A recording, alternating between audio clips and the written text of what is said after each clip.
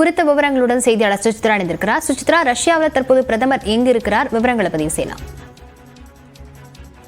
ரஷ்யாவிற்கு 2 நாள் அரசுமுறை பயணமாக சென்றுள்ள பிரதமர் மோடி அங்கு நடைபெற்று வரும் அணு கண்காட்சியில் தற்போது நேரடியாக சென்று அங்கு அமைக்கப்பட்டிருக்கும் அந்த ரொசாட்டம் பெவிலியனை பார்வையிட்டு வருவது குறிப்பிடத்தக்கது.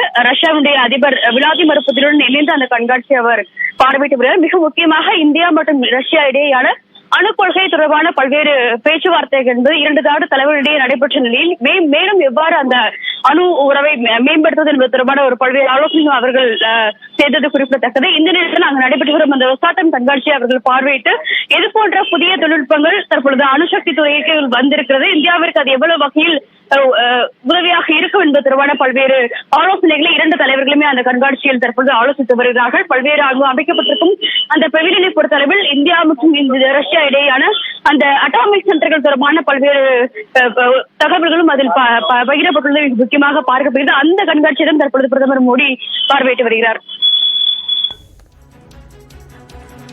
விவரங்களுக்கு நன்றி சுசித்ரா.